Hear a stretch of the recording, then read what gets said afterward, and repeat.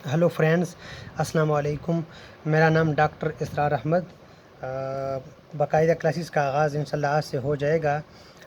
Introductory class मैंने ली है, तो आप मेरे चैनल में जाके मेरे चैनल को पहले सब्सक्राइब करें, डॉक्टर आईडी के नाम पे हैं, और साथ में बेल आइकन को भी दबाइए और अपने फ्रेंड के साथ शेयर भी करें, लाइक भी करें, ताकि औरों को भी फ़ायदा हो सके। एक सब्सक्राइब करने पे आपका कुछ भी नहीं होगा, लेकिन आपका फ़ायदा हो जाएगा। Thank you. तो आज हम बाकायदा स्टार्ट लेंगे, जैसे कि आपको बोर्ड पे दिखाई दे रहे हैं कि सेल वाल यानी सेल की स्ट्रक्चर की बात आज हम स्टार्ट करने वाले हैं। सेल में जो पहला स्ट्रक्चर है, जो फर्स्ट, उसको हम कहते हैं सेल वाल। हम जाएंगे फ्रॉम आउटर टू इनर हम जाएंगे, यानी from outer to inner. From outer to inner हम बाहर से जाएंगे। फॉर एग्ज़ाम्पल ये एक सेल है, ये उसकी न्यूक्लियस है, मैं स्मॉल स्मॉल बनाऊंगा।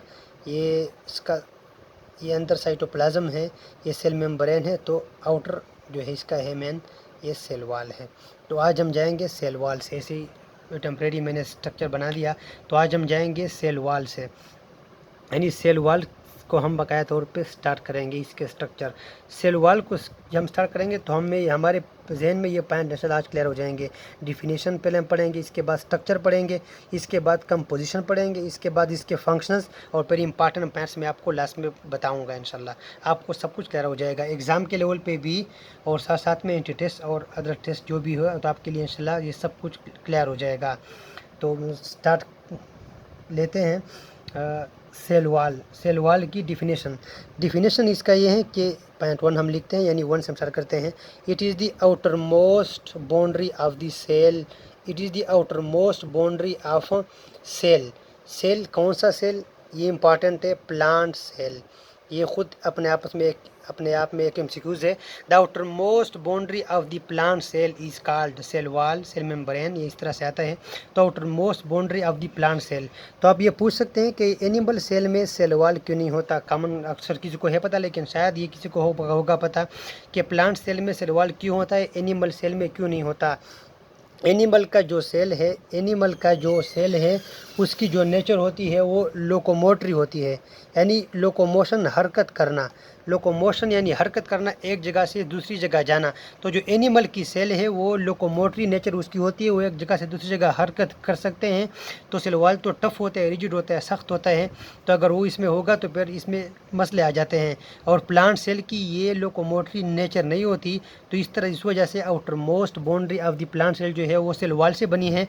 और एनिमल सेल में डायरेक्ट जो है वो सेल मेम्ब्रेन से बनी होती है, वो फिर फ्लेक्सिबल हो जाती है। मैं आपको जब सेल मेम्ब्रेन पढ़ाऊंगा इंशाल्लाह आपको फिर समझ आ जाएगा। इस वजह से इसमें जो है सेल वाल नहीं होता। एक तो ये बात इसमें आ गई आपके जहन में। दूसरी बात है कि इसकी डिफिनेशन तो हो गई कि outermost boundary of the plant cell wall. अच्छा हाँ, प्रोकैरियोट में भी होता है, फंजाई में भी होता है, लेकिन फिर भी सेल वाल के कंपोजिशन में इसका फ़र्क होता है। तो सेल वाल के कंपोजिशन यानी फंजाई में जो बनना होता है, मैं वो भी पढ़ाऊँगा, वो काइटिन से बना होता है, और इस तरह से बैक्टीरिया में पेप्टाइड और ग्लाइकेन से बना होता है। लेकिन मैं आज जो बताऊँगा वो सिर्फ प्लांट के लेवल से ये लेक्चर इंशाल्लाह होगा। दूसरे पॉइंट पर हम आते हैं, उसको हम कहते हैं सेल वाल की स्ट्रक्चर। सेल वाल की स्ट्रक्चर, इसके अलावा पहले आपने एक पॉइंट आपको बताऊंगा, what is protoplasm. Protoplasm protoplasm cell cytoplasm cell cytoplasm plus nucleus. Cell के साइटोप्लाज्म और न्यूक्लियस, यानी सेल मेम्ब्रेन के अंदर साइटोप्लाज्म है और न्यूक्लियस है, ये दोनों मिल के प्रोटोप्लाज्म बनाते हैं। साइटोप्लाज्म प्लस न्यूक्लियस मिलकर आपका प्रोटोप्लाज्म बनाएगा। तो ये क्यों मैंने बता दिया। सेल वॉल जो है ये प्रोटोप्लाज्म सिक्रीट वो करता है, जैसे कि प्रोटोप्लाज्म से सिक्रीशन निकलती है। सिक्रीशन, एक्सक्रीशन नहीं। ये पॉइंट भी ध्यान में रख के, एक होता है एक्सक्रीशन। एक्सक्रीशन हम उसे कहते हैं कि अगर बॉडी से कोई चीज़ बाहर निकले जिस चीज़ की ज़रूरत नहीं होती। हमारे बॉडी से जो फुजलात होते हैं वो अगर निकल जाए, उसकी ज़रूरत नहीं होती, दोबारा रिगेन नहीं होते, तो उसको हम कहते हैं एक्सक्रीशन। लेकिन cell wall is the secretion of protoplasm. इसकी चूँकि फ़ायदा होता है, तो ये प्रोटोप्लाज्म की सिक्रीशन होती है, यहाँ से इसकी ऑरिजिन है। अच्छा, इसमें बेसिक जो इसके स्ट्रक्चर है, इसमें होता है सेलुलोज। ये मैं कंपोनेंट और स्ट्रक्चर साथ साथ बता रहा हूँ, कंपोजिशन और स्ट्रक्चर में साथ साथ बता रहा हूँ। सेलुलोज अपने जहन में रखना है। फिर दूसरा जो है वो हेमी सेलुलोज है, ये मैं बाद में फिर दूसरा चैप्टर आएगा उसमें बताऊंगा कि फॉर अ वाइल। प्लीज़ आप जहन में सिर्फ ये बात रखो, आप जहन में आएगा कि सेलुलोज क्या है, हेमीसेलुलोज क्या है, क्योंकि मैं कंसेप्चुअल लेक्चर में पूरा बताऊंगा, लेकिन वो नेक्स्ट चैप्टर आने वाला है उसमें इंशाल्लाह मैं पूरा बताऊंगा। लेकिन फॉर अ वाइल आप मुझ पर ये यकीन रखें कि सिर्फ आप ये नाम रख के मैं बाकी सब कुछ समझा दूँगा। इसके बाद पेक्टीन है, पेक्टीन आएगा आपके जहन में, इसके बाद लेग्निन आएगा, ये सब कुछ आएगा।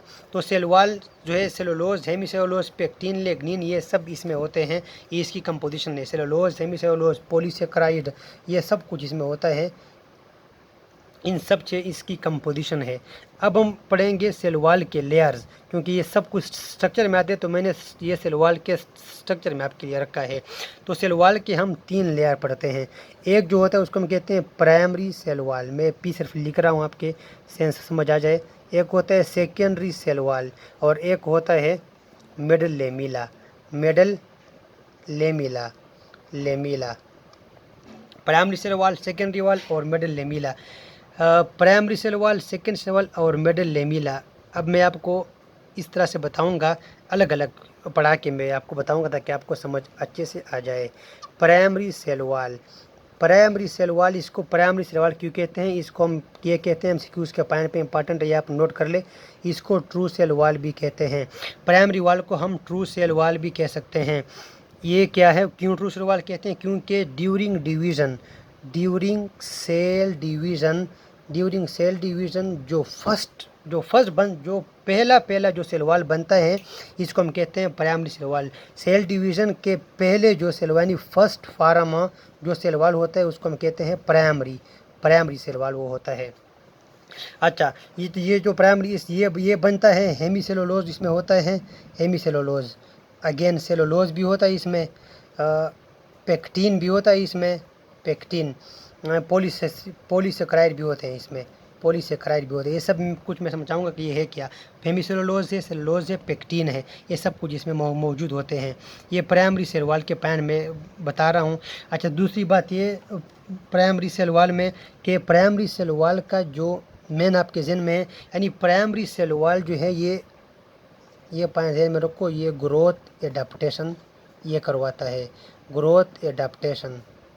प्राइमरी सेल वॉल मेन करता है ग्रोथ एडाप्टेशन। ये नया पॉइंट आपके जहन में आ गया, इस पॉइंट को नोट आप जहन में रखो।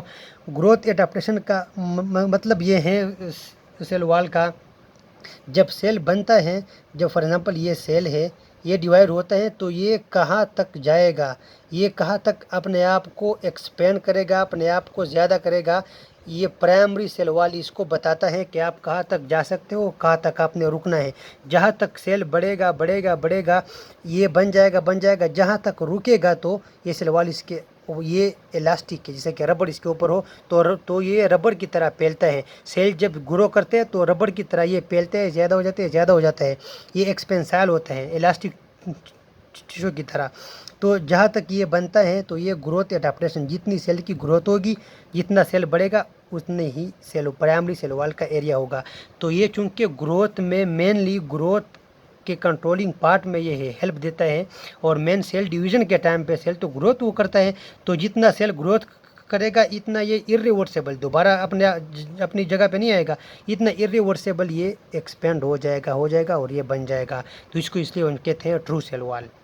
इसका जो मेन फंक्शन है ये स्ट्रेंथ है, इसका जो मेन फंक्शन है वो स्ट्रेंथ देता है। और दूसरा जो मेन फंक्शन है वो क्या है, ग्रोथ एडाप्टिंग, मैंने यहाँ पे लिखा है ग्रोथ एडाप्टेशन प्रॉपर्टी है, अपने साथ जहन में नोट कर लो। ग्रोथ एडाप्टेशन प्रॉपर्टी जो है ये प्राइमरी सेल वॉल की है। अच्छा, थोड़ा इसकी स्ट्रक्चर के बारे में बात करेंगे कि ये किस तरह इसका स्ट्रक्चर होता है। स्ट्रक्चर वही इसका स्ट्रक्चर है, लेकिन स्ट्रेंथ जो होता है कि इसमें पहले जो है फॉर एग्जांपल ऐसा इसका मैट्रिक्स, यानी ये पड़ा होता है पॉलीसेकेराइड, ये होता है पॉलीसेकेराइड यानी सेलुलोज, ये सब कुछ सेलुलोज है। इसके ऊपर ऐसे जो है फाइबर बने होते हैं, ऐसे फाइबर ज़्यादा इंपॉर्टेंस का नहीं, इसलिए मैं थोड़ा अजीब बना रहा हूँ। फाइबर इसके क्रिस क्रॉस ऐसे होते हैं, इसको हम कहते हैं क्रिस क्रॉस। तो माइक्रोफाइब्रिल्स बुक में आएगा माइक्रोफाइब्रिल्स। माइक्रोफाइब्रिल्स का मतलब ये है माइक्रोफाइब्रिल्स या माइक्रोसेलुलोज फाइब्रिल्स, ये सेलुलोज के, अब ये सेलुलोज के जो है दागे बन गए, सेलुलोज के दागे बन गए, लेकिन सेलुलोज के दागे एक बंडल फॉर्म में बन गए। एक बंडल फॉर्म में जब सेलुलोज के दागे बनेंगे उसको हम कहते हैं माइक्रोफाइब्रिल्स। आई एम सॉरी, थोड़ा ख़राब लिख रहा हूँ मैं, लेकिन उम्मीद है आपको समझ आएगा। तो माइक्रोफाइब्रिल्स को हम कहते हैं, सेलुलोज के दागे बनते हैं, इस चीज़ से ये बनते हैं क्रिसक्रॉस मैनर में। सेलुलोज, हेमीसेलुलोज, पेक्टिन इसमें होता है, मेन सीमेंटिंग मटेरियल। तो इस वजह से प्राइमरी फंक्शन इसका क्या है, मैंने ये भी बता दिया कि स्ट्रेंथ ये देता है, और ग्रोथ एडाप्टेशन इंपॉर्टेंट पॉइंट इसमें ये हो गया कि ग्रोथ एडाप्टेशन, जितना सेल बढ़ेगा बढ़ेगा बढ़ेगा इतना ये एक्सपेंड हो जाएगा। ये सेल की लिमिटेशन आपको बताएगा कि यहाँ तक सेल बढ़ गया है। अगर सेल की एज या सेल की स्ट्रेंथ, सेल की साइज़ आपने देखनी हो प्लांट सेल की, आप cell wall, primary cell wall देखें कि सेल यहाँ तक बढ़ गया है। इसके बाद हम नेक्स्ट स्टार्ट लेंगे सेकेंडरी सेल वाल से। सेकेंडरी सेल वाल क्या है? सेकेंडरी सेल वाल, इसमें कुछ ख़ास नहीं है। ये जो है ये मोर रिजिड है, ये मोर रिजिड है, मोर स्ट्रांग है, ये मोर स्ट्रांग है, और ये मोर रिजिड है, मोर स्ट्रांग है, और ये बन जाता है, ये भी हेमीसेलुलोज। इसमें 2 पॉइंट में आप लोगों को बताऊंगा, अपने ध्यान में रखना है। हेमीसेलुलोज है, सेलुलोज है, इसमें पेक्टिन नहीं होता, इसमें इसमें होता है लिग्निन भी होता है इसमें, यानी इसमें जो मेन रिजिडिटी, जो इसमें वैक्स भी होता है, इसमें इनऑर्गेनिक साल्ट होते हैं, मैं ये बता रहा था, इसमें इनऑर्गेनिक साल्ट्स होते हैं, कैल्शियम और मैग्नीशियम साल्ट ये भी होते हैं। ये मेनली इनऑर्गेनिक साल्ट वैक्स इसमें होते हैं। ये मोर रिजिड स्ट्रक्चर होता है। सेकेंडरी सेल वाल को हम फॉल्स सेल वाल भी कह सकते हैं। फॉल्स सेल वाल या सोडो सेल वाल एमसीक्यूज के लेवल पे इम्पॉर्टेंट है, इस वजह से कि ये सेल वाल, जो प्राइमरी सेल वाल था वो हर प्लांट सेल में पाया जाता है। जो सेकेंडरी सेल वाल है वो जो प्लांट सेल सख्त होते हैं मोस्टली उनमें होता है। और सेकेंडरी सेल वाल जो है ये डेड टिश्यू होती है, ये डेड टिश्यू, ये मरा हुआ टिश्यू होता है, ये डेड टिश्यू होती है। फाइबर इसमें भी इस तरह से क्रिस क्रॉस के अरेंजमेंट हुई, सिस्टम में वही सारा कुछ है। तो ये एक डेड टिश्यू होता है, सख्त हार्ड टिश्यू होता है। कंपोजिशन इसकी है। फंक्शन में सेकेंडरी सेल वाल में ये आएगा, सेकेंडरी सेल वाल जो है उसका ये मेजर जो फंक्शन है ये स्ट्रेंथ है, और ये बड़ा होता है। जो प्राइमरी सेल वाल है वो तकरीबन 1 to 3 माइक्रोमीटर होता है, और इस तरह से जो सेकेंडरी तकरीबन वो 5 to 10 माइक्रोमीटर तक वो जाता है। अगर 5 to 10 यानी जो बड़ा होता है साइज़ में, वो ये मेन मैकेनिकल सपोर्ट देता है। मेन मैकेनिकल सपोर्ट जो है वो सेकेंडरी सेल वाल देगा। जो दूसरा प्राइमरी मैंने बताया था कि वो ग्रोथ एक्सपेंसाइल, मतलब वो ग्रोथ एक्सपेंसाइल है, एडाप्टेशन है, ये मैकेनिकल सपोर्ट देगा। मैकेनिकल सपोर्ट जो देता है मेनली वो है secondary cell wall. Secondary cell wall में वही क्रिसक्रॉस मैनेजिंग, वही उस तरह के फाइबर्स होते हैं सारा, और ये मेनली जो होते हैं स्क्लेरेनकाइमा टिश्यू में होती है, स्क्लेरेनकाइमा। ये मैं आपको बताऊंगा, जैसे कि वुड के जो सेल होते हैं, यानी जो स्टफ, जो डेड टिश्यू होते हैं उसको हम कहते हैं स्क्लेरेनकाइमा। तो मोर रिजिड होता है, मोर स्ट्रांग होता है, हेमीसेलुलोज उससे बना होता है। और हाँ, जब इसमें जो इम्पॉर्टेंट पॉइंट जैसे मैंने लिखे हैं यहाँ पे, आई एम सॉरी मैं थोड़ा अजीब उसमें हो गया, तो लेकिन मैं आपको बता रहा हूँ कि सेकेंडरी सेल वाल में जो इम्पॉर्टेंट पॉइंट वो ये है कि जब एक सेल अपनी ग्रोथ को कंप्लीट करे, एक सेल ने अपना ग्रोथ कंप्लीट किया तो वो फिर सेकेंडरी सेल वाल को बनाएगा। एक सेल जब अपनी ग्रोथ को, फॉर एग्जाम्पल सेल ने कहा कि मैं यहाँ तक जाऊँगी, मैं यहाँ तक, इसकी ग्रोथ जो है कंप्लीट हो गई, तो इसके बाद जो है सेकेंडरी सेल वाल बनेगा। तो सेकेंडरी सेल वाल जब एक दफ़ा बन गया, इसके बाद सेल ग्रोथ नहीं कर सकता। ये पॉइंट आपने ध्यान में रखना है। लिमिटेशन एमसीक्यूज ऐसे आ सकता है पीएमसी के रूल से, लिमिटेशन ऑफ सेल ग्रोथ, यानी सेल वाल ग्रोथ की जो लिमिटेशन है वो कौन सी सेल वाल पे है, वो सेकेंडरी सेल वाल पे है। इसके बाद फिर सेल वाल से कि इसके बाद सेल ग्रोथ नहीं कर सकता, सेकेंडरी सेल वाल जो है स्टॉप हो जाएगा, यानी इसकी ग्रोथ जो है वो स्टॉप हो जाएगी। और फंक्शन इसकी ये है कि मैकेनिकल स्ट्रेंथ ये मेन देगा आपको। तो मैकेनिकल स्ट्रेंथ इसी की वजह से होती है। तीसरी जो मैं आपको बताऊंगा वो है मिडल लेमिला। मिडल लेमिला में ख़ास कुछ भी नहीं है, जैसे कि इसके नाम से ज़ाहिर है कि मिडल लेमिला। तो डायग्राम में आपको लास्ट में बनाऊंगा, आपको पूरा समझ आ जाएगा। मिडल लेमिला आउटर मोस्ट है, it is the outer most.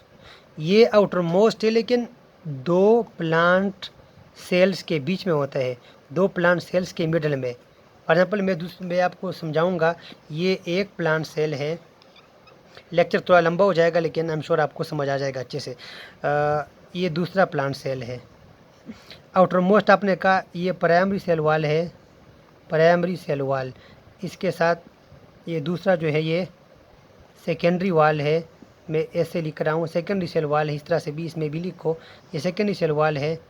अब इसके बीच में से जो बनता है ये, इसको हम कहते हैं मिडल लेमिला, यानी सॉरी, इसको हम कहते हैं मिडल लेमिला, मिडल लेमिला, इसको हम कहते हैं मिडल लेमिला।